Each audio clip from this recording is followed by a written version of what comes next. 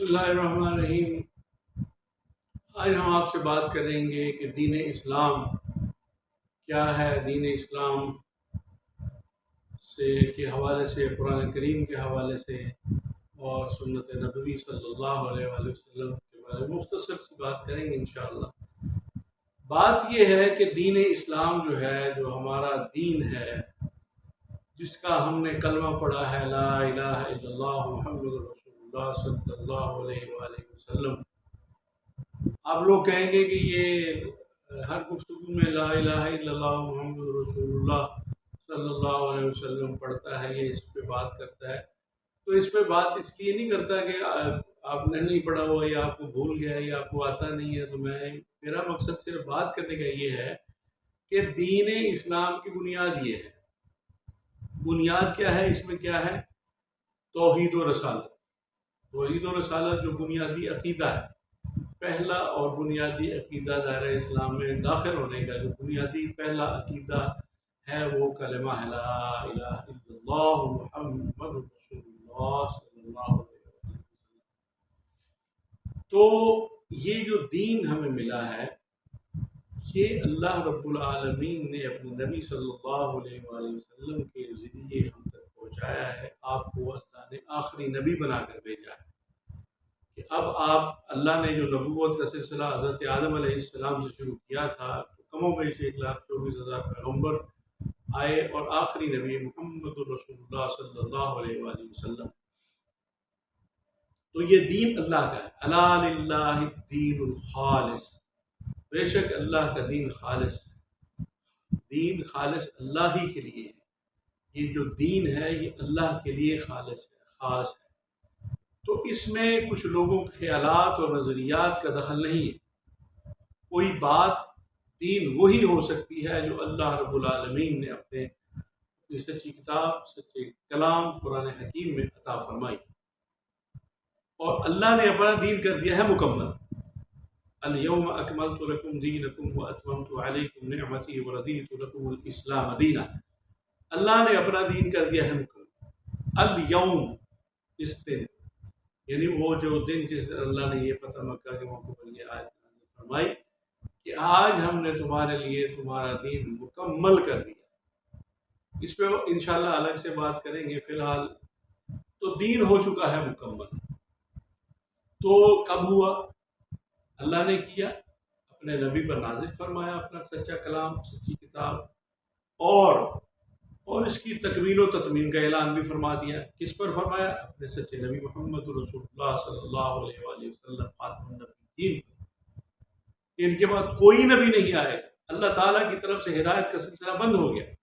اللہ تبارک و تعالیٰ کے احکامات جو تھے وہ نازل ہو چکے، جو دین ہے وہ آ چکا۔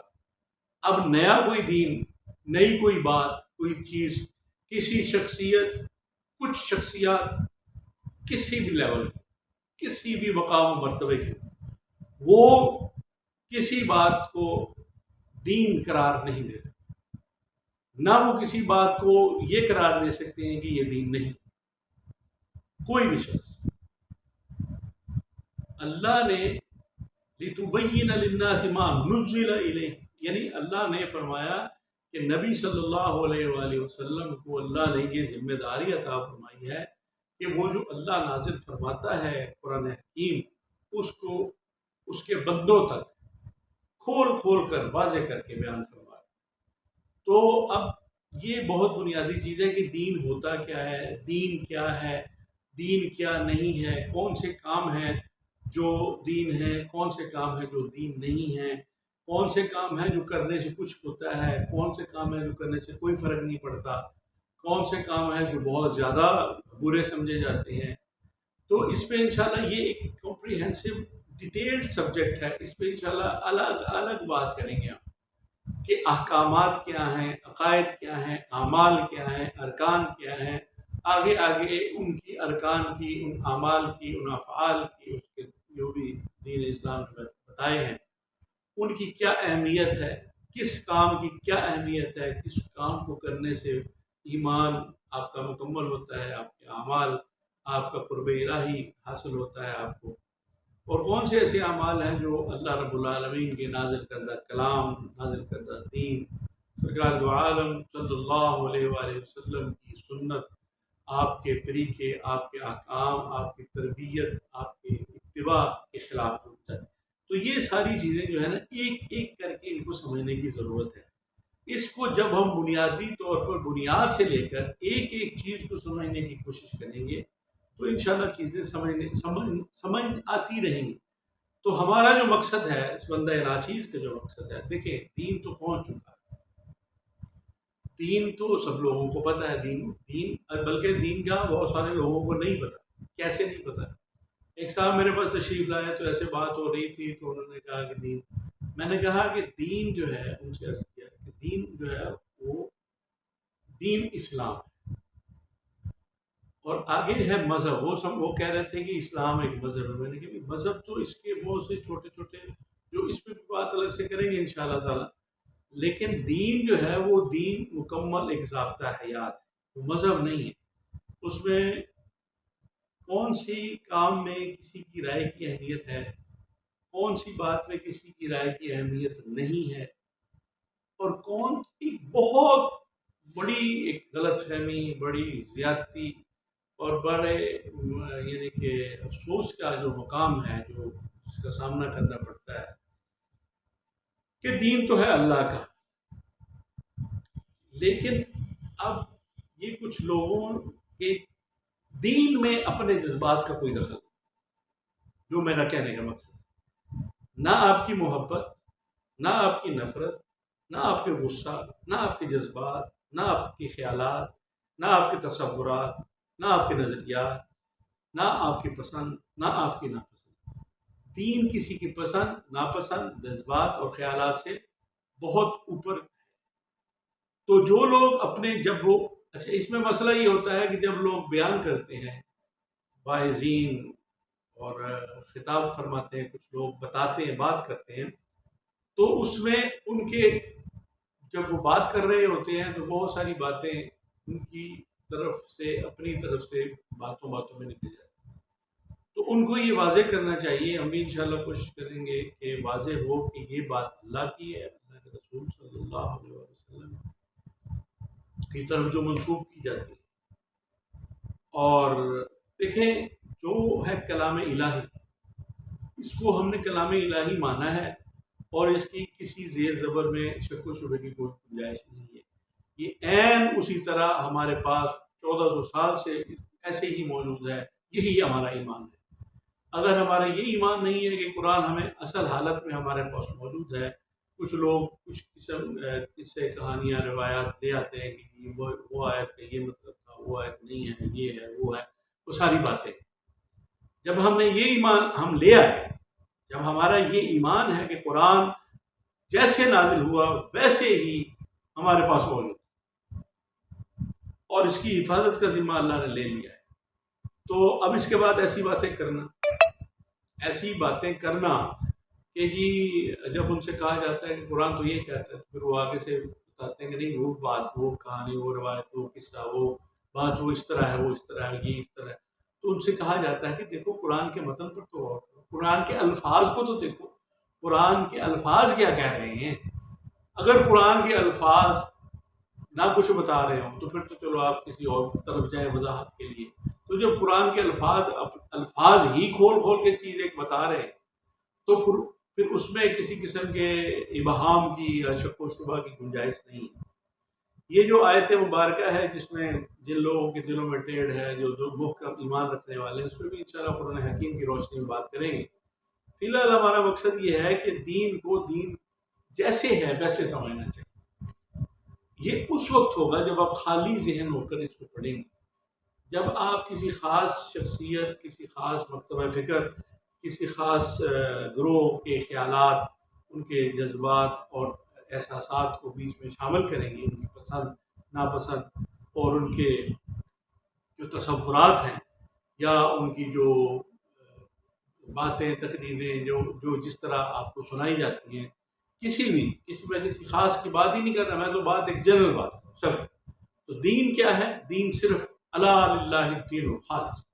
تو اس میں کسی کے یہ آپ پڑھیں، مجھے پڑھے ہوئے کافی عرصہ ہو گیا یہ بات کہ یہاں تک یعنی روایات کے مطابق واللہ اعلم بالصواب کہ کسی خاتون نے نبی کریم صلی اللہ علیہ وآلہ وسلم، میں اس کا حوالہ نہیں اس وقت ہوا تو انشاءاللہ ضرور پیش کر دوں گا، ابھی یاد نہیں مجھے، کہ پوچھا کہ یا رسول اللہ صلی اللہ علیہ وآلہ وسلم یہ جو بات ہے یہ اللہ کی طرف سے ہے یہ آپ نے فرمائی ہے؟ اللہ تعالیٰ کمی بیشی معاف فرمائے، اللہ تعالیٰ مجھے معاف فرمائے، یہ میرے اس وقت ذہن میں اللہ عالم بلا حوالہ ضرور دوں گا۔ اسی طرح صحابہ کوئی بھی بات کرنے سے پہلے، کوئی دین کی بات کرانے سنانے سے پہلے جب وہ کوئی بتاتا تھا تو اس سے اس کی سند پوچھتے تھے، اس سے حوالہ پوچھتے تھے کہ آپ نے نبی کریم صلی اللہ علیہ وسلم سے جب سنا تو وہ کون تھا، کسی اور نے بھی سنا، آپ کے پاس کیا اس کا، تو یہ ہے رویہ۔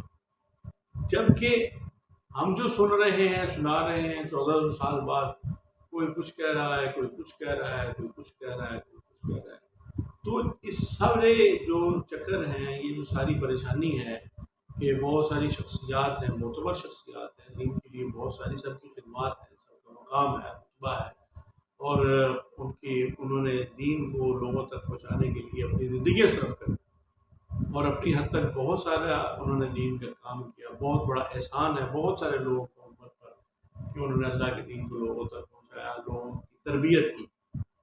لیکن اس میں پھر جو ان کے محبت کرنے والے، ان سے عقیدت رکھنے والے، انہوں نے ان کی محبت اور عقیدت میں بہت ساری ایسی باتیں شامل کر دی، بتائی گئیں، یا ہو سکتا ہے انہوں نے شامل نہیں کر دی، میرا مقصد شامل نہیں کر دی، بلکہ انہوں نے باتیں ان کی تو لوگوں نے ان کو ایسے ہی سمجھ لیا کہ یہ باتیں شاید جو ہے وہ قرآن و سنت کی باتیں، جبکہ وہ جب کوئی بات انسان کسی سے کر رہا ہوتا ہے، بتا رہا ہوتا ہے، سمجھا رہا ہوتا ہے، تربیت کا ایک ماحول ہوتا ہے، تو اس میں بہت ساری باتیں اس انداز سے، اس حوالے سے کر دی جاتی ہیں جو قرآن و سنت کا حوالہ نہیں ہوتا، وہ اس علاقے، اس خطے، اس ماحول کے اعتبار سے ان کے رسم و رواج ہیں، حالات ہیں، ان کے مطابق کچھ حوالوں سے کوئی بات اصلاح کے لیے تربیت کے نقطہ نظر سے کی جاتی ہے، جس کی وضاحت کرنی چاہیے کہ یہ بات ہم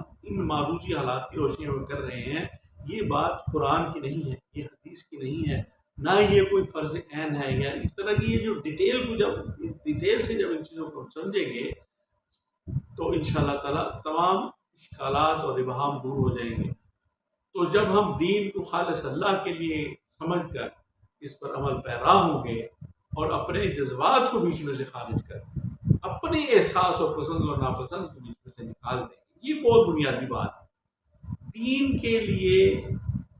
آپ اپنی پسند کو بتائیں گے یہ مجھے یہ اچھا لگتا ہے، یہ میرا خیال ہے جو میری حد تک ہے، مجھے خاص اس چیز سے زیادہ محبت ہے کسی بھی ایک پہلو سے، لیکن اس کو لوگوں کو اللہ کا دین بنا کر بتا کر ان پر ٹھونسنے کی کوشش کریں، یہ ایک گزارش ہے۔ شاید اس حوالے سے کچھ لوگوں نے اس پر نہیں سوچا ہوگا، نہیں بات کی ہوگی، تو ہمارا تو مقصد یہی ہے، اور بچپن سے یہی دماغ میں چیز رہی کہ آج کے حالات میں جو چیزیں چل رہی ہیں، کیا یہ جن حالات میں آج ہم رہ رہے ہیں، کیا جب دین نازل ہوا سرکار دو عالم صلی اللہ علیہ وآلہ وسلم کی بیت مبارکہ میں، عرب کے، مکہ کے، اس علاقے کے، اس خطے کے حالات، واقعات، لباس، رہن سہن اور طرز معاشرت، رسوم رواج، کھانا پینا، دوسرے معاملات، یہ سب ایسے ہی تھا جیسے آج ہمارے سامنے جیسے حالات آج ہم رہ رہے ہیں؟ تو یہ جب باتیں ہم سوچیں گے تو بہت ساری باتیں ہمیں سمجھ میں آئیں گی، نظر آئیں گی کہ کچھ لوگوں کی جو باتیں، کچھ بزرگوں نے کچھ اصلاح کے لیے اگر نصیحت کی ہوتی ہے بعض دفعہ لوگوں کو، تو وہ لوگ اس کو حدیث بنا لیتے ہیں یا حدیث کا نام دے دیتے ہیں، وہ شاید ان کو پتہ نہیں ہوتا، یا خوش فہمی یا خوش عقیدگی کی بنا پر وہ کہہ دیتے ہیں۔ تو یہ چیزیں ہیں، ان چیزوں کو الگ الگ کرنے کی ضرورت ہے، اور آگے الگ الگ ان کی اہمیت، ان کی جو ضرورت، یا اس کے جو اطلاق ہیں، اثرات ہیں، اس کو بڑی وضاحت سے بیان کرنے کی ضرورت ہے۔ پھر ہی ہم صحیح دین کی صورت تک پہنچ سکیں گے. اور اگر ہم نے اپنے جذبات کو دین میں داخل کر دیا، چاہے وہ پازیٹیو ہے نیگیٹو ہے، چاہے وہ جذبات ہمارے محبت والے ہیں، چاہے وہ غصے والے ہیں، نفرت والے ہیں، کسی بھی قسم جذبات دین سے خالی، دین کو سمجھنے کے لیے جذبات سے خالی ہوگا دین کا سمجھ. دین جیسا ہے ویسا ہی سمجھ. اور اگر آپ چند کتابات سے متاثر ہو کر اور شعلہ بیانی سے متاثر ہو کر یا کسی قسم کی اور انداز خطابت سے متاثر ہو کر ان چیزوں کو دین سمجھ لیں گے جو کسی خاص شخصیت یا کسی عام شخصیت کا خیال ہے. خیال کسی کا دین نہیں، دین مکمل ہو چکا ہے، قرآن کریم نے بتا دیا. اب اس کے بعد چیزوں کو الگ سمجھیں گے جب انشاءاللہ ہر چیز کو، اور ہم انشاءاللہ پیش کرتے رہیں گے. تو گزارش یہ ہے کہ آپ ہمارا چینل سبسکرائب کریں، لائک اور شیئر کر دیں. السلام علیکم.